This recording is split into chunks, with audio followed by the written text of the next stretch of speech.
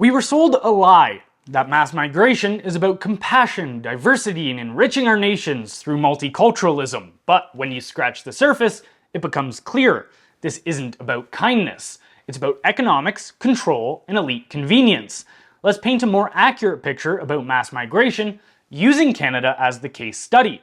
In 1960, Canada had a birth rate of over 27 births per 1,000 people. Today, that number is under 10.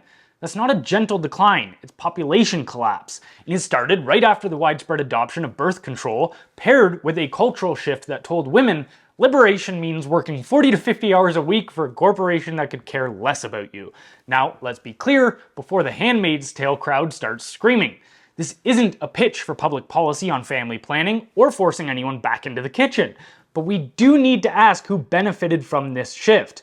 While it was sold as social liberation, it conveniently flooded the labor market, suppressed wages, and drove inflation.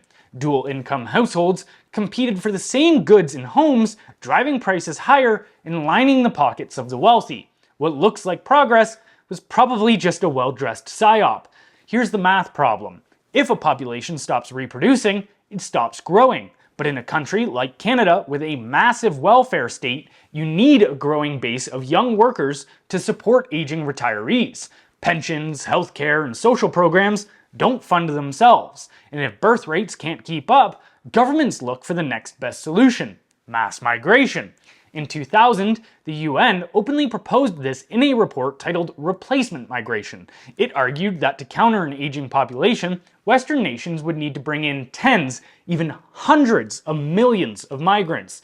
This wasn't hidden, it was public policy planning.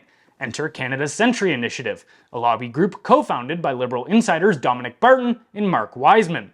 Their goal? A Canada of 100 million people by 2100, not through births, but through immigration. The Globe and Mail says we're on track, and the data backs it up.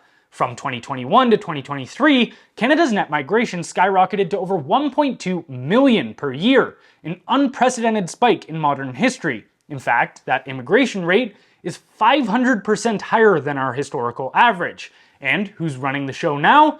Mark Carney, former Bank of Canada governor, WEF insider, and newly installed Prime Minister. One of his first moves? Adding Mark Wiseman, yes, the Century Initiative co-founder, to his advisory council. The connections aren't subtle, they're systemic. So who really benefits from all of this? Not Canadians and not immigrants. The only winners are what should be referred to as the unholy trinity. First, the government, which expands its power by engineering a one-party state, importing a loyal electorate that's more accustomed to poverty, dependence, and authoritarianism than liberty, prosperity, and dissent.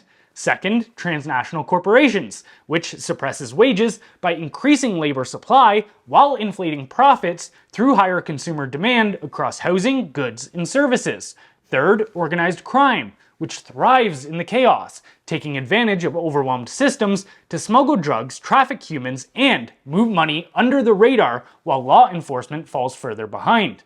Mass migration isn't about compassion, it's about patching a broken economic system, preserving elite dominance, and leaving the rest of us to pay the price.